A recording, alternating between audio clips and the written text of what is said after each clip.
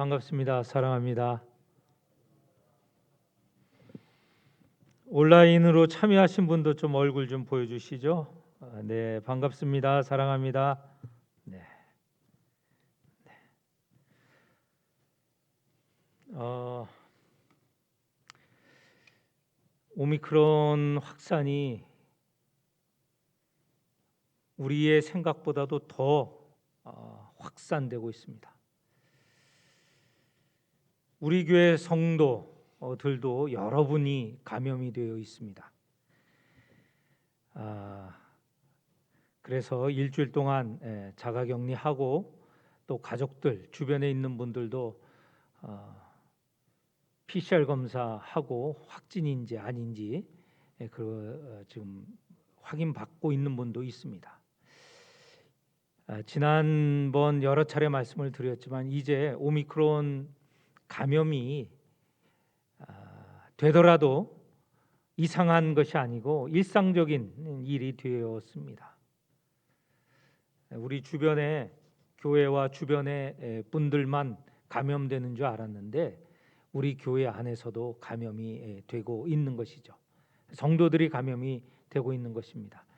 다행히 아직은 교회 안에서 감염이 되고 하는 일은 없어서 참으로 다행한 일이지만 앞으로는 우리 교회 안에 예배 드리고 모일 때 감염될 수도 있다는 것입니다. 이제 그게 일상적으로 되어 가는 중입니다. 그래서 지금 당회원들 중심으로 고민을 하고 있습니다. 두 주는 비대면으로 예배 드렸지만 앞으로 이제 어떻게 예배를 드려야 되는가? 감염이 된다 하더라도 대면으로 예배를 드려야 되는가라는 것을 두고 깊은 고민을 하고 있습니다. 다음 주 예배 어떻게 드릴 것인가라는 것은 논의를 한 후에 여러분에게 또다시 문자 메시지를 보내도록 하겠습니다. 오늘 우리가 읽은 13장 31절 38절은 요한복음에서 변화가 되는 지점이라고 말할 수 있습니다. 12장까지는 예수님께서 모든 이를 대상으로 말씀을 전하신 것이죠. 갈릴리에서 예루살렘에서 많은 사람을 만나고 기적을 베푸시고 말씀을 전하셨습니다. 그런데 13장 이후로부터는 주로 제자들에게 말씀하시는 것을 우리가 보게 됩니다. 물론 저 뒤에 십자가의 사건에서는 또 여러 사람과 만나시긴 하지만 13장 이후에는 주로 제자들과 말씀을 하시는 것을 우리는 볼 수 있습니다. 13장 이후는 제자들에게 특별히 관심을 가르치시고 안내하시는 장면이 나옵니다. 13장에 우리가 31절에서 38절을 읽었지만 13장 전체를 좀 말씀을 드려야 할 것 같습니다. 13장에 대략 이런 내용이 있습니다. 예수님께서 이제 돌아가시기 전날 목요일 저녁이죠. 금요일 9시에 십자가에 박히시고 오후 3시에 세상을 떠나십니다. 그게 금요일에 이루어지는 일이고 그 전날 목요일 저녁에 이제 제자들을 부르셔서 12이죠. 그들과 함께 식사를 하시고 그리고 식사 전에 성찬식을 그 세족을 하시는 장면이 나옵니다. 13장에는 앞부분에는 세족 제자들의 발을 씻으시는 장면이 나오고 이어서 성찬의 장면이 나오고 그 다음에 세 번째로 오늘 우리가 읽은 본문 너희가 서로 사랑하라 라고 하는 세 계명을 주시는 장면 그리고 이어서 베드로가 3번 부인할 거다 라는 말씀이 이루어집니다. 13장에는 이렇게 예수님께서 제자들을 가르치시는 내용이 나오는데, 제자들을 가르치는 것도 좀 변화가 있습니다. 앞부분 세족과 성찬에는 12제자가 다 참여를 합니다. 그런데 오늘 우리가 읽은 장면, 이 세 번째 장면을 보면 한 사람이 빠집니다. 유다가 빠집니다.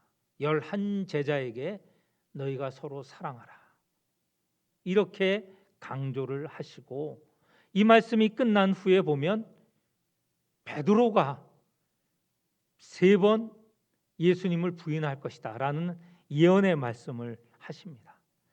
제자들에게 주시는 말씀, 제자들을 가르치신다고 했지만 이 제자들도 온전하게 예수님을 이해하고 예수님의 말씀을 받아들인 게 아니다라는 것을 우리는 알 수 있습니다.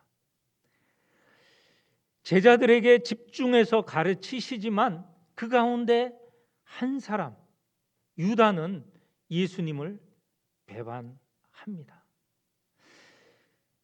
13장 첫 부분에 보면 이렇게 나옵니다. 예수님께서 사람들을 사랑하시되 끝까지 사랑하신다, 이런 장면이 나오죠. 13장 1절입니다. 자기 사람을 사랑하시되 끝까지 사랑하신다라는 이런 말씀이 있는데, 이어서 2절에 보면 이 베드로가 예수님을 팔 것을 작정하는 그런 말씀이 나오고 있죠. 그리고 세족식이 이루어집니다. 세족식은 또 좀 잠시 후에 설명을 더 드리겠지만, 세족식을 하는 가운데 12에게 세족식을 다 행하셨죠. 그런데 그 가운데 한 사람은 이 씻음을 받지 못한다라는 것이 나와 있습니다. 10절에 보면 이미 목욕한 자는 발밖에 씻을 필요가 없느니라, 온몸이 깨끗하니라, 너희가 깨끗하나 다는 아니니라.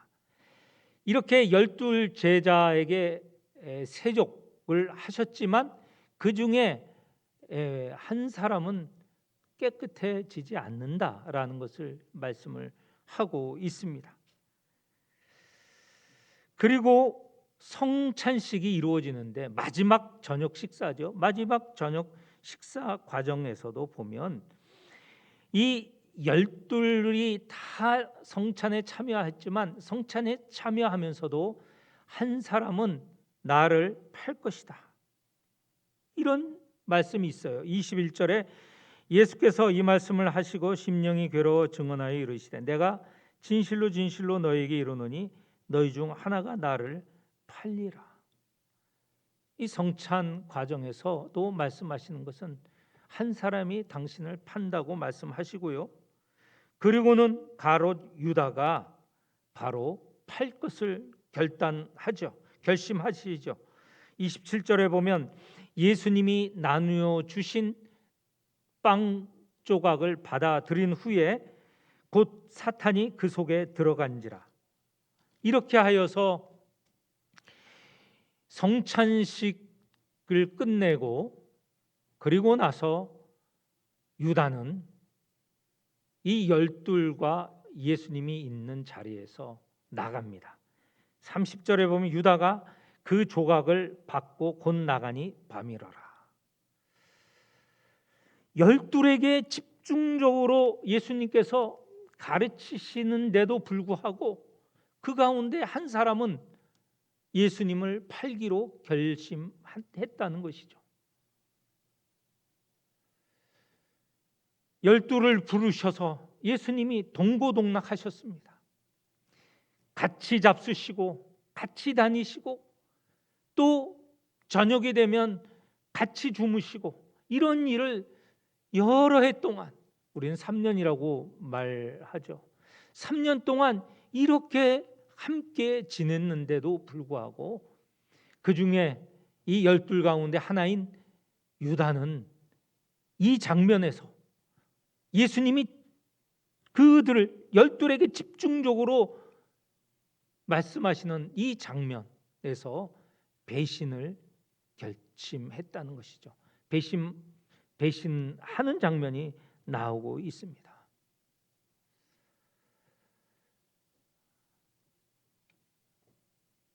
열둘은요, 앞으로 있을 교회의 본이 되는, 상징이 되는 수입니다. 열둘은 이전에 이스라엘의 12지파를 상징하는 것이고요, 앞으로 교회를 세울 이 근거가 되는 수가 되는데, 그런 가운데서도 한 사람 하나인 유다는 배신을 했다는 것이죠. 그래서 예수님께서는 이런 과정 가운데 21절에 말씀하신 대로 심령이 괴로워하셨다.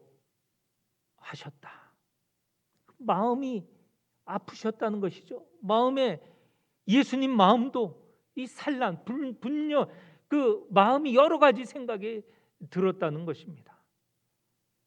한 사람의 제자가 배신하는 것이 예수님에게도 너무 큰 힘이 들었다는 것이죠. 그 마음이 편치 않았다는 것입니다. 이것은 우리의 경험에도 있습니다. 교회가 하나의 몸을 이룬 그리스도의 몸이라고 하지만 이 교회 가운데에서도 배신하는 일이 사실은 비일비재하거든요. 예수님이 가르치신 제자도 배신하는데 이 교회를 이루는 성도들 가운데 배신은 있게 마련이다라고 우리는 생각할 수 있습니다.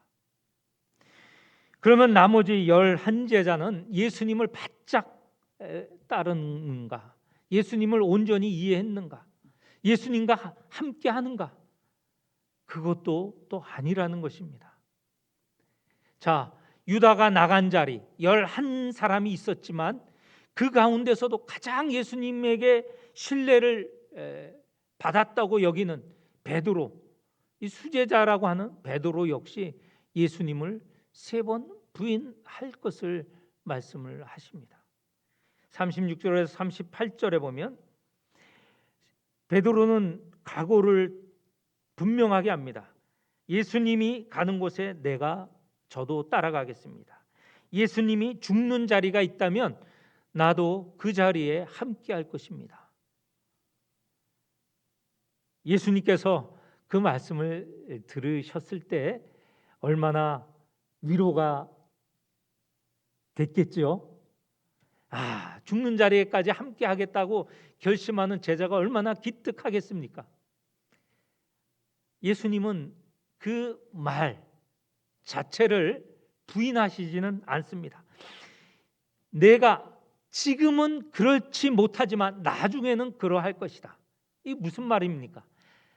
예수님과 지금 이 목요일 저녁 그리고 내일은 십자가에 달리시는 이 순간, 이때는 함께하지 못하지만 앞으로는 나와 함께할 것이다. 이후에는 나를 따르고 나를 위하여서 같은 고난을 받을 것이다 라는 것을 말씀을 하시는 것이죠. 물론 이 당시에 베드로도 제자들도 이해는 하지 못하는 것이지만, 그러나 지금은 내가 나를 따를 만하지 못하다 그러시면서 3번 부인할 것을 말씀을 하시죠. 예수님께서 3년을 가르치신 제자, 함께한 제자, 그들이 이 죽음의 직전에 한 사람은 배신하고요, 한 사람은 부인할 것이고, 그러면 나머지 10제자는 어떠했습니까? 10제자는 그러면 예수님은 잘 따랐는가? 그것도 아니죠. 예수님이 이제 내일 금요일에 십자가에 달리실 때는 남은 11제자, 베드로를 포함한 11제자 다 그 십자가의 자리에 있지 않았습니다. 이런 상황을 아시면서도 예수님께서는 오늘 우리가 읽은 31절, 38절의 말씀을 주시는 것이죠. 너희가 앞으로 너희들 서로 간에 가져야 될 가장 중요한 덕은 뭐냐? 사랑이다. 내가 너희에게 새 계명을 주노니 서로 사랑하라. 내가 너희를 사랑한 것처럼 서로 사랑하라. 너희가 서로 사랑하면 이로써 모든 사람이 너희가 내 제자인 줄 알리라. 이게 새 계명의 내용입니다. 예수님께서 제자들의 배신과 또 부인 그리고 따르지 못하는 이 지금 상황에서도 예수님께서 그러면 그 속에 분노와 그리고 원망과 지나간 세월에 하신 일의 결과가 없는 것을 두고 회한이 있을 터인데, 그런 자리에서도 지금 이 자리죠. 제자들에게 요구한 것은 서로 사랑하라는 새 계명을 주시는 것입니다. 예수님은 끝까지 제자들을 놓치지 않으시고요, 제자들이 서로 사랑하기를 바라시고 그들이 서로 사랑하기를 마지막 말씀으로 주시는 것입니다. 우리는 이때 보통 이런 얘기를 하죠. 내일 십자가에 달리셔 돌아가시면 그 전에 주신 말씀은 보통 우리가 유언이라고 하지 않습니까? 마지막 남기는 말씀, 유언만큼 그 사람의 생애를 압축하고 그 사람의 그 한 일을 압축한 것이 없습니다. 유언이 가장 그 모든 것을 보여주는 그야말로 핵심적인 내용이죠. 그런데 그것이 무엇이냐? 너희가 서로 사랑하라. 제자들인 너희가 서로 사랑하라. 그래야 교회가 세워지고 그래야 나를 세상에 전하는 복음이 시작될 수 있다라는 내용입니다. 너희가 서로 사랑하라. 그런데 그것이 이 서로 사랑하라는 것이 새 계명이라고 말씀하십니다. 우리는 이미 계명을 알고 있죠. 구약에 보면 사랑하라는 말씀이 이미 있습니다. 그런데 왜 새 계명이라고 하는가? 앞에 있는 사랑하라는 것은 하나님을 사랑하라, 그리고 내 이웃을 내 몸같이 사랑하라, 이런 내용이죠. 특별히 사람과의 관계에 있어서 이웃을 사랑하되 내 몸처럼 사랑하라. 기준이 뭐냐? 내가 나를 사랑하는 것처럼 이웃을 사랑하라. 그것만큼 정말 진실된 사랑이 없겠죠. 자기 몸을 사랑한 것처럼, 자기 자신을 사랑한 것처럼 이웃을 사랑하라 라고 하는데, 그것은 지금까지 주신 사랑의 계명이고, 오늘 주시는 이 말씀, 이 본문에서 주시는 말씀은 새 계명이라는 것이요. 기준이 달라졌습니다. 내 자신을 사랑한 것처럼 이웃을 사랑하라 정도가 아니고, 내가, 예수님 당신이 내가 너희를 사랑한 것처럼 너희도 서로 사랑하라. 기준이 어디가 되었습니까? 예수님이 되었다는 것이죠. 예수님이 제자들을 사랑한 것처럼, 예수님이 세상을 사랑한 것처럼, 예수님이 사람을 사랑한 것처럼 너희도 서로 사랑하라. 기준점이 달라졌기 때문에 새 계명이라고 하는 겁니다. 다시 읽습니다. 새 계명을 너희에게 주노니 서로 사랑하라. 내가 너희를 사랑한 것처럼 너희도 서로 사랑하라. 그런데 예수님이 사랑하는 것은 어떤 모습입니까?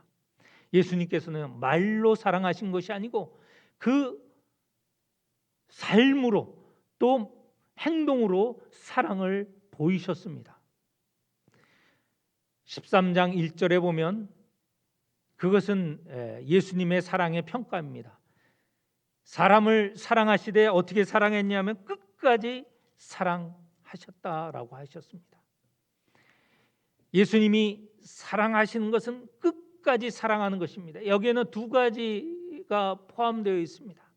끝까지라는 것은요, 마지막까지, 마지막 순간까지, 시간적으로 본다면 예수님의 삶의 끝까지, 마지막까지 사랑하시는 것입니다.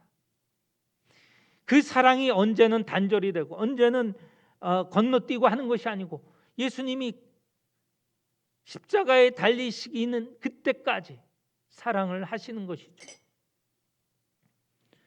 언제나 사랑하셨다는 것이죠. 두 번째 의미는 그 안에 그 사랑의 질, 어떻게 사랑하느냐, 대충 사랑하고, 또는 자기가 사랑할 만할 때 사랑하고, 자기가 좋아하는 사람을 사랑하고, 이렇게 되는 것이 아니고 끝까지, 말하자면 그 사랑의 질이 헤아릴 수 없을 만큼 그렇게 한량없는 사랑, 망극한 사랑, 극진한 사랑을 하셨다는 것입니다. 그것의 대표적인 모습이 무엇입니까? 예수님께서 십자가에서 죽으시는 것이 끝까지 사랑하는 것이죠. 하나님께서 이 세상을 사랑하셔서 예수 그리스도를 이 땅에 보내시지 않으셨습니까? 하나님이 자신을 버리시고 이 땅에 오신 것도 얼마나 큰 사랑입니까? 그리고 이 땅에서 사시면서 낮은 자리에 섬기시는 모습으로 사랑을 하셨죠. 사람들이 다 놀랐습니다. 그것을 보고 예수께서 참으로 그리스도다라는 것을 알게 되었죠. 그리고는 십자가에 달리셨습니다. 사람들은 죄가 있어야 벌을 받는다고 생각하죠. 그런데 죄 없으신 분이 십자가에 달리셨습니다. 왜? 사람들의 죄를 다 짊어지시고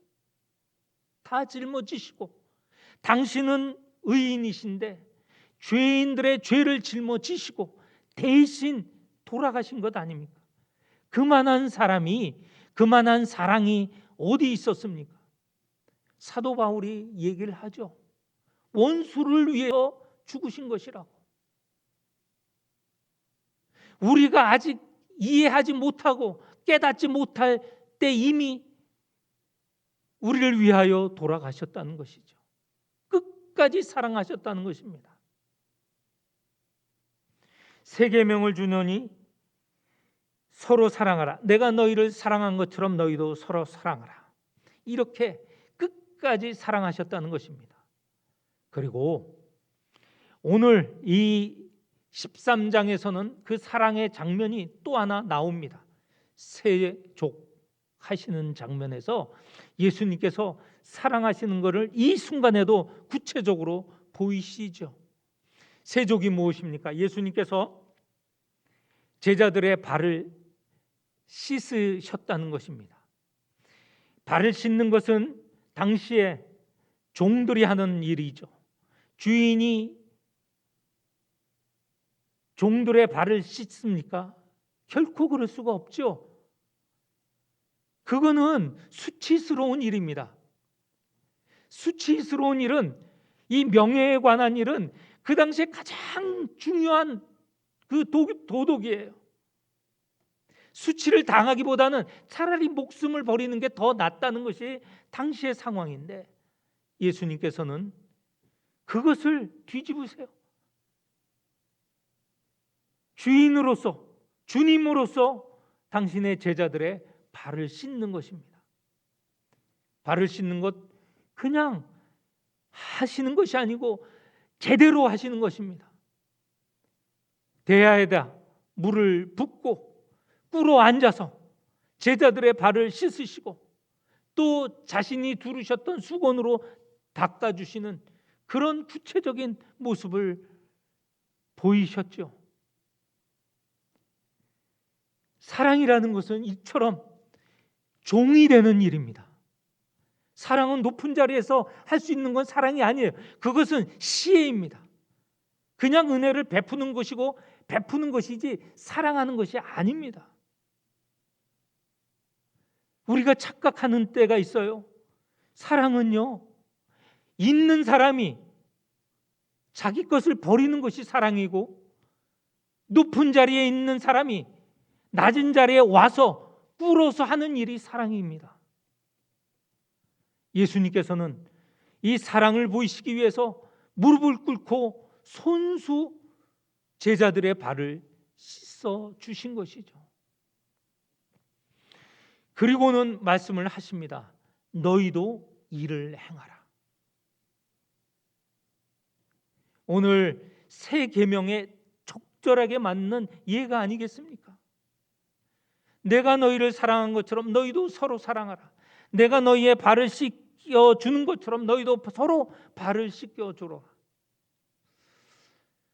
저는 오늘 교회의 제도 많은 것들 정말 참으로 구원에 이르게 하는 제도들입니다. 세례 또는 성찬, 이런 게 예수님께서 우리에게 행하라고 하신 제도들 아닙니까? 그런데 오늘 이 세족식이 없어졌다는 것은 저는 너무나 아쉽습니다. 예수님께서 몸소 세족을 하여 주셨고, 그리고 이것을 서로 행하라 라고 말씀하셨는데도 불구하고 이것이 교회에 이루어지지 않는 것이 너무 안타깝죠. 그래서 오늘 이 말씀을 듣는 여러분들에게 말씀을 제안을 합니다.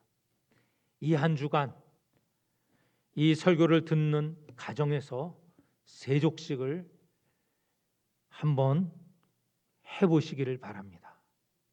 부부가 있다면 남편이 먼저 무릎을 꿇고 부인들의 발을 씻는 행위, 그리고 또 바꾸어서 부인들이 남편들의 발을 씻는 모습 뿐만 아니라 가족, 부모가 자식들의 발을 씻고 자식들이 부모의 발을 씻는 그런 일을 이 한 주간에 꼭 해보시기 바랍니다.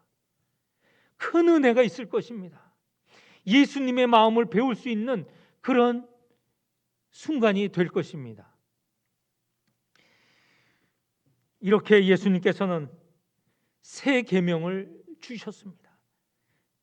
다시 반복하지만 제자들이 배신하고 제자들이 부인하고 제자들이 따르지 못하는 순간 원망하지 않으시고 제자들에게 새 계명, 서로 사랑하라는, 내가 너희를 사랑한 것처럼 너희도 서로 사랑하라 라는 계명을 주십니다. 그런데 이 계명을 주시는 분, 그분이 누구신가 이미 잘 알고 있지만 다시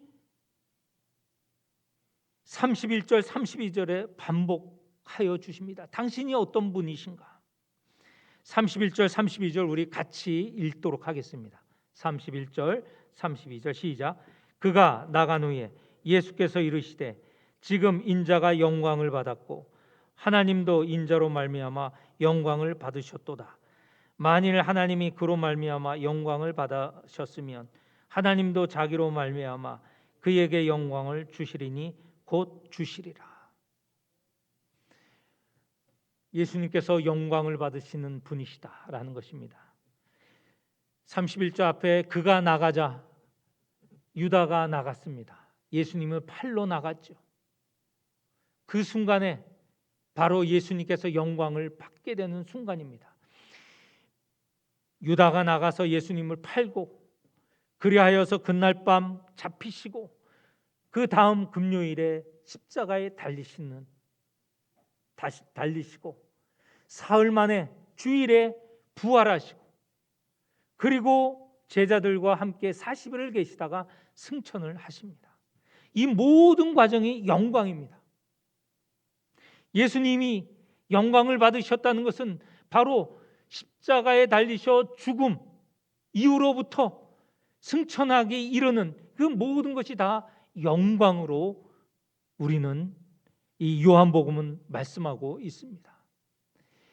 우리는 영광이라고 하면 보통 드러나고 존경받고 찬양받고 하는 것을 영광으로 알고 있는데 물론 그것이 영광입니다.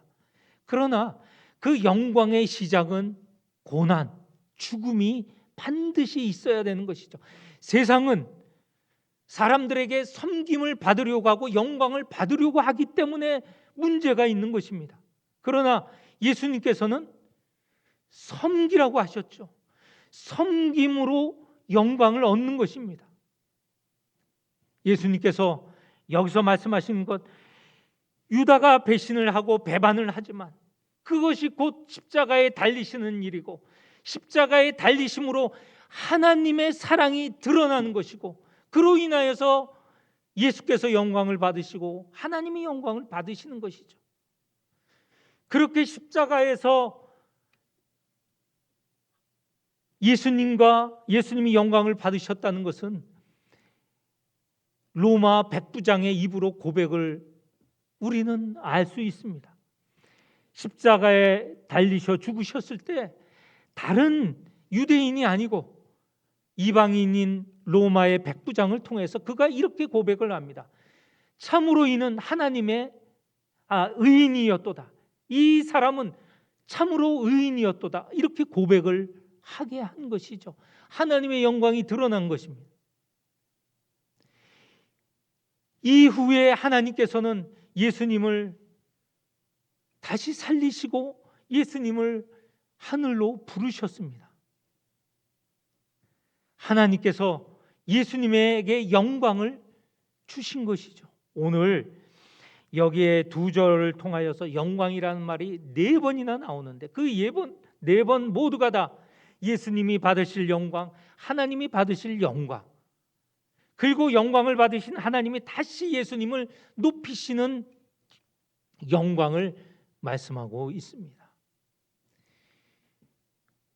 우리가 예수님께서 새 계명을 주신다고 하셨을 때 그 새 계명의 근거는 무엇이냐? 바로 영광을 받으시는 예수, 또 그로 인하여 받으시는 하나님의 영광, 그것이 바로 이 새 계명의 근거가 된다는 것입니다. 오늘 우리가 서로 사랑하라라는 것은 바로 십자가의 고난, 그렇지만 그걸로 끝나지 않는 부활, 그리고 승천, 이것이 바로 우리가 서로 사랑할 수 있는 든든한 기반이 되는 것이죠. 예수님께서 하시는 일, 하나님께서 하시는 일, 다시 말해서 그로 인하여 받은 영광이 우리로 서로 사랑하게 하는 근거가 된다는 것을 꼭 마음에 새기고, 오늘 이 말씀을 듣는 우리 모든 성도들이 서로 사랑하는 제자들이 다 되시기를 바랍니다. 우리가 서로 사랑할 때 이로써 모든 사람이 예수님의 제자인 줄 알리라라고 말씀하셨습니다. 우리가 서로 사랑할 때, 우리가 이 교회 안에서 서로 사랑할 때, 우리가 성도들로서 서로 사랑할 때, 그때 우리 밖에 있는 세상 사람들이 야, 저들이 참으로 예수의 제자구나, 사랑을 하라고 한 저 예수의 진정한 제자구나. 지금 우리 교회가 무시당하는 것은 다름이 아닙니다. 우리가 서로 사랑하지 않기 때문에 그렇습니다. 우리가 서로 사랑한다면 세상이 예수의 제자인 줄 알고요, 자기들이 먼저 이 교회로 찾아오는 것이죠. 우리가 사랑하지 않기 때문에 지금 이런 혼란이 생기고 사회가 불안한 것입니다. 모든 것의 기원은 우리 안에 있어요. 우리가 서로 사랑하지 않기 때문에. 서로 사랑하라는 새 계명을 주셨습니다. 내가 너희를 사랑한 것처럼 너희도 서로 사랑하라. 예수님처럼 사랑하는 모든 성도가 되시기를 축원합니다. 하나님 아버지, 우리에게 이런 귀한 계명을 주셨습니다. 당신이 우리를 사랑한 것처럼 우리를 서로 사랑하라고 말씀하십니다. 그런데도 저희들은 그렇게 하지 못하고 있습니다. 세상의 비웃음을 받고 있습니다. 우리의 마음을 바꾸어 주옵소서. 예수님처럼 사랑하기를 원합니다. 예수님처럼 무릎을 꿇고 섬기기를 원합니다. 예수님처럼 끝까지 사랑하기를 원합니다. 그리하여서 그 결과로 세상이 저희를 다시 보게 되는 역사가 있게 하여 주옵소서. 다시 교회가 칭찬을 받고 교회로 사람들이 몰려오는 역사가 일어나게 하여 주옵소서. 예수님의 이름으로 기도하옵나이다. 아멘.